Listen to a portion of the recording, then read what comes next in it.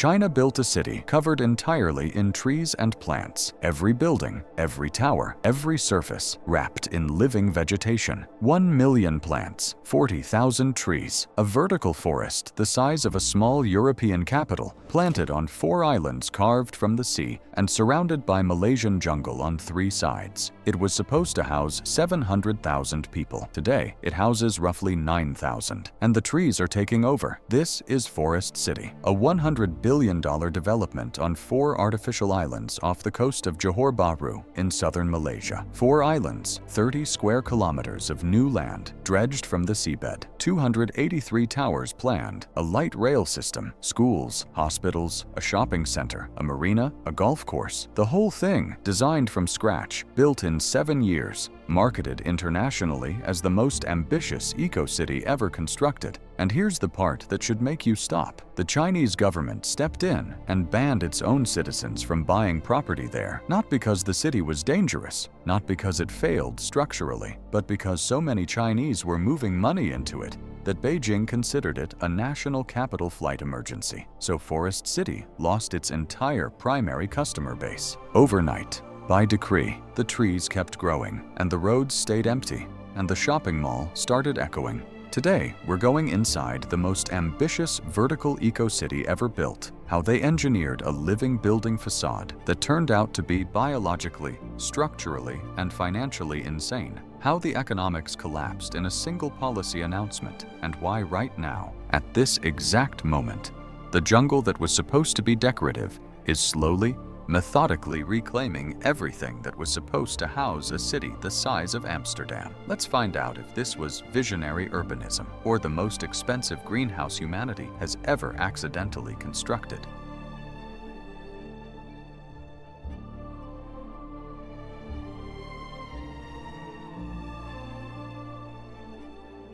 Let's start with the idea, because the idea was genuinely extraordinary. In 2016, Country Garden, one of China's largest property developers, at the time the second biggest by sales revenue in the entire country, unveiled Forest City. Not a tower, not a neighborhood, a city built on 4 artificial islands in the Strait of Johor, just 1 kilometer from the southern tip of Singapore. The pitch, a green, sustainable, high-density urban environment where nature and architecture weren't competing, where every rooftop was a garden, where every balcony had trees, where the air inside the development would be measurably cleaner than the city air outside. You'd assume that was marketing language, aspirational brochure copy for people who'd never actually lived there. It wasn't. Country Garden hired Patrick Blanc, the French botanist who essentially invented the modern vertical garden system, to consult on the botanical architecture. His influence is visible in the layered planting beds that cascade down the tower facades, in the plant species selection chosen for heat tolerance and humidity resistance, in the overall aesthetic of green walls as a structural component rather than an afterthought. But the buildings were engineered with dedicated irrigation infrastructure running through the concrete structure, water channels embedded in the walls, drainage layers built into the balcony floors, planting beds engineered to support trees, actual trees, not shrubs, cantilevering off the sides of 40-story residential towers in a tropical climate that receives 2,500 millimeters of rainfall annually. Here's where the engineering gets uncomfortable. A mature tree, depending on species, weighs between 500 and 2,000 kilograms. Multiply that across dozens of specimens per floor, and you're adding an enormous, irregular, unevenly distributed load to a structure designed primarily to deal with gravity and wind in predictable patterns. The engineers had to calculate what happens when 150 kilograms of wet soil, root ball, and tree trunk is cantilevering off a balcony 200 meters in the air in a typhoon corridor. And then they had to calculate what happens when that tree grows. Because trees don't stay the same weight. They grow. Their root systems expand. They push against drainage layers. They infiltrate waterproofing membranes. And when a root finds a crack in a concrete balcony at floor 30, it doesn't politely change direction. It keeps going. The solution was a root barrier system. Layers of high-density polyethylene sheeting designed to redirect root growth away from structural elements. like fitting every plant with an invisible fence. It works in theory. In practice, roots are extraordinarily good at finding gaps that don't exist at installation, but appear as the structure settles over 5, 10, 15 years. Gaps around pipe penetrations, gaps at drainage joints, the kind of gaps that only become visible after several seasons of tropical rainfall. The waterproofing was the real engineering problem, not the trees themselves, the water those trees demand. Each completed tower in Forest City requires approximately 4,000 liters of water per day for irrigation alone. Across 283 plant towers, that's over 1 million liters daily in a coastal, tropical climate. Pumped to heights of 150 meters or more through embedded systems running alongside electrical conduits, structural reinforcement, and standard residential plumbing. If an irrigation pipe fails at floor 25, you don't have a leaking plant pot. You have a waterfall tracking down the building's internal drainage path, introducing moisture into structural concrete, potentially reaching electrical systems several floors below. It's not a garden, it's a pressurized biological system physically attached to a building that's simultaneously trying to be home to several hundred families. And then came the first serious storm. Tropical storm. Babinka crossed the Johor Strait in August 2018. Sustained winds of 95 kilometers per hour. The trees on Forest City's tower facades weren't fully established yet. Root systems shallow, root barriers unproven at scale. Several specimens on upper floors were partially dislodged. Maintenance crews worked at height in storm conditions to secure them. No catastrophic failures, no fatalities, but a very sharp reminder that a living building in an active typhoon corridor is a maintenance challenge most building managers have never encountered before, and most maintenance budgets have never had to price. Here's a comparison that makes the staffing problem concrete. Singapore's Gardens by the Bay, the most celebrated vertical garden installation in the region, maintains roughly 50,000 plants with a dedicated team of over 50 trained horticultural specialists. Forest City planned 1 million plants across 30 square kilometers with a maintenance budget calibrated for a fully occupied, fully revenue-generating city, which it was never going to be.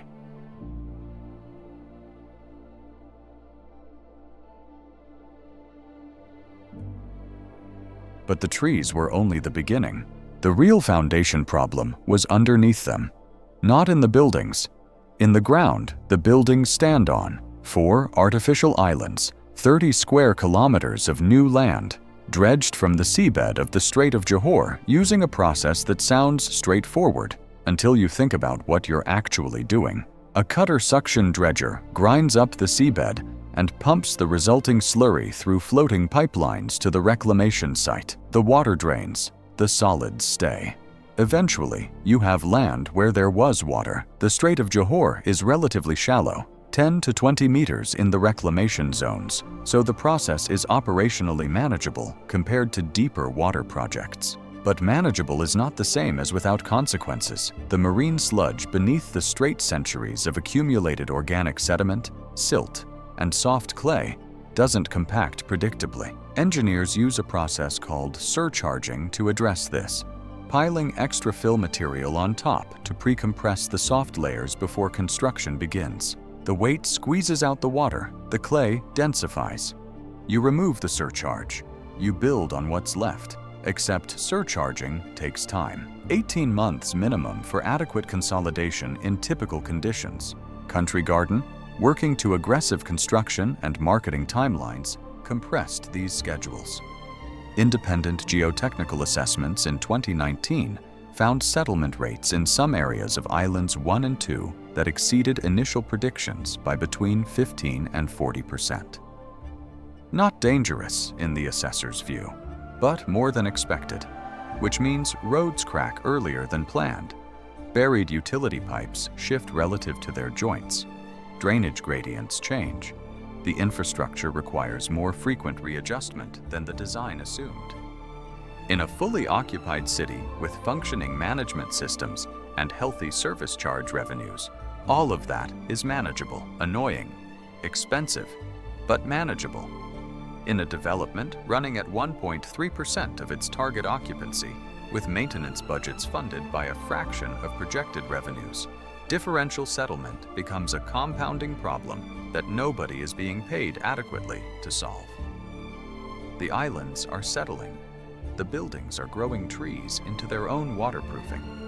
And the city they were supposed to contain is, for reasons that have absolutely nothing to do with engineering, almost entirely empty. So, why?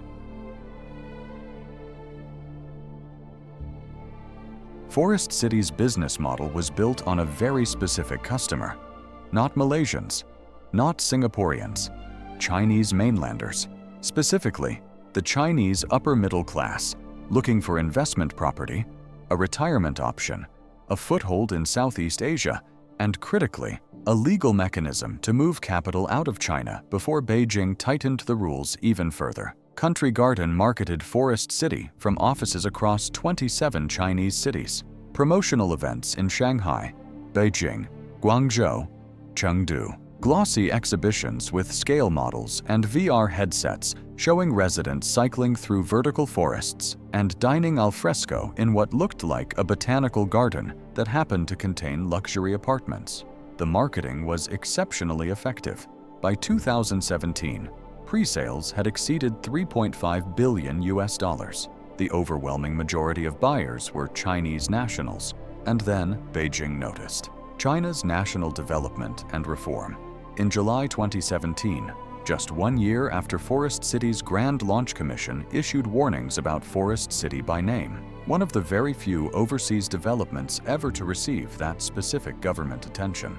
The China Banking Regulatory Commission restricted Chinese banks from financing purchases in overseas property projects like this one.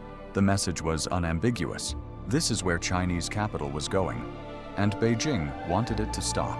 Then in 2018, Malaysia's Prime Minister Mahathir Mohamad, who had campaigned partly on concerns about foreign ownership of Malaysian land, suspended the development's special visa privileges, which had allowed buyers to obtain a long-stay residency visa with property purchase. Chinese buyers couldn't get financing. They couldn't get visas. Their own government was publicly discouraging the investment by name. The sales pipeline didn't slow. It stopped. Country Garden had sold approximately 15,000 units by that point. The development had capacity for roughly 700,000 residents. The secondary market for pre-purchased units immediately showed distress. Units purchased off-plan for 1.2 million Malaysian ringgit were being listed at 750,000. Some buyers were requesting refunds. Not all of them received them. Buyers who had paid deposits for units that hadn't been built yet found themselves holding contracts with a developer that was itself about to face very serious financial difficulties for a property in a country that no longer wanted them there, in a city with no functioning residential market. And if you're finding this deep dive into what happens when geopolitics dismantles a $100 billion city genuinely alarming, subscribe now, because what comes next is the part that the engineers never had to worry about, and the salespeople never mentioned. Construction continued regardless, because Country Garden had contractual obligations to contractors, because stopping mid-build on 4 artificial islands is its own financial catastrophe. So the towers kept rising, the vertical gardens were planted on schedule, the roads were paved, the marina was completed, the shopping mall opened into a city with almost nobody in it.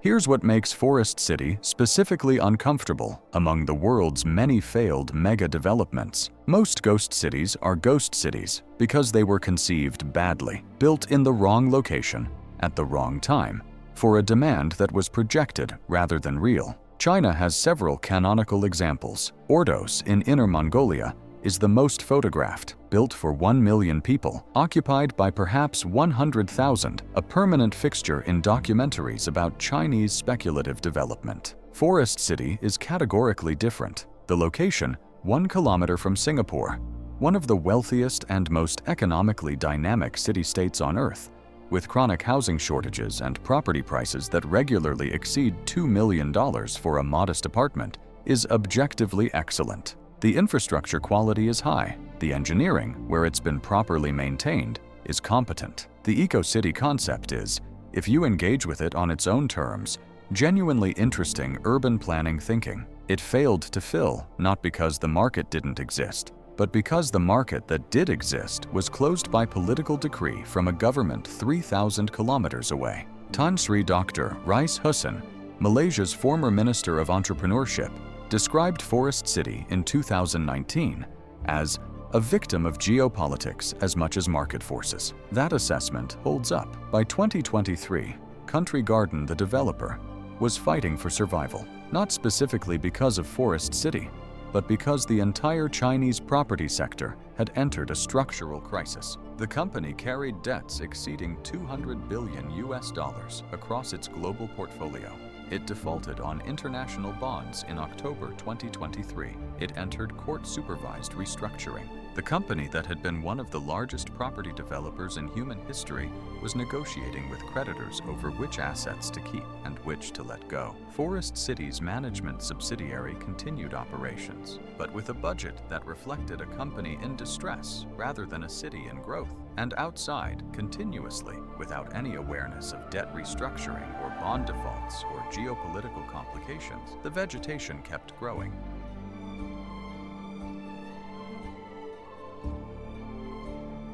Tropical Malaysia receives between 2,000 and 3,000 millimeters of rainfall annually. Average temperature, 27 degrees Celsius. Humidity, 80%. Year-round. These are not conditions that are forgiving to unmaintained buildings. They are, however, exceptional conditions for plant growth. The vertical garden systems in Forest City's towers were engineered to be maintained, trimmed on schedule, irrigated precisely, plants replaced when they died, root barriers inspected seasonally. In a city with 700,000 residents and full maintenance revenues, that's a standard operational cost. In a development with 9,000 residents, scattered across towers designed for 50 times that population, the maintenance team is a skeleton crew trying to service a biosphere. The plants don't know that. In completed but unoccupied towers, the vertical garden systems have done what plants do when the gardener stops showing up consistently. They've grown beyond their designed parameters. Ornamental ground cover has spread across entire balcony floors. Climbing species that were meant to frame window openings have crept across glass facades. Trees installed at 2 meters have reached 5 or 6. Root systems have found gaps in drainage membranes. In several documented cases, roots have infiltrated the balcony concrete itself, beginning, slowly and unmistakably, the process of breaking it apart from within. This is called biofouling, the infiltration of biological organisms into engineered materials. It's well documented in marine infrastructure, in harbor piling, in the hulls of ships left in warm water. It's less well documented in luxury residential towers because luxury residential towers are not normally left unoccupied in tropical climates, while 1 million plants continue to be automatically irrigated. Michael Braungart, the German industrial chemist who co-developed the cradle-to-cradle sustainable design framework, has argued for years that bio-integrated architecture requires a fundamental rethinking of operational biology costs. He's estimated that most green building projects underestimate ongoing maintenance requirements by a factor of 3 to 5. Forest City has underestimated them by considerably more than that. The irrigation systems in unoccupied towers are, in many cases, still running on automated timers, still watering, still delivering those 4,000 liters per tower per day into planting beds whose root barriers are aging, in some cases failing, introducing moisture through damaged membranes into building structures. In tropical heat, moisture inside a concrete wall doesn't evaporate. It feeds mold colonies. Over years, it initiates the corrosion of steel reinforcement bars. It's not a rapid process. It's a slow one, but it is currently running in dozens of towers that no one regularly inspects, owned by buyers who can't rent them, in a development managed by a company under financial restructuring. There's a specific irony worth sitting with here. The trees were planted to make Forest City sustainable, to demonstrate that density and nature could coexist, to improve air quality, reduce urban heat absorption, create genuine ecosystem value in an urban environment. All of those things were genuinely intended. None of them were marketing fiction. And now, the ecosystem is demonstrating its sustainability by methodically dismantling the urban environment. It's not metaphorical. It's structural, millimeter by millimeter, root system by root system, membrane penetration by membrane penetration. The buyers who purchased units and have not been back to inspect them, and there are thousands of them, Chinese nationals with units in a country they can no longer easily access, with a developer in restructuring whose warranty periods in many cases have expired, may return to discover water damage that is now entirely their liability. Foreign property law, absent developer, expired warranty, active tropical climate. That is a profoundly uncomfortable place to be.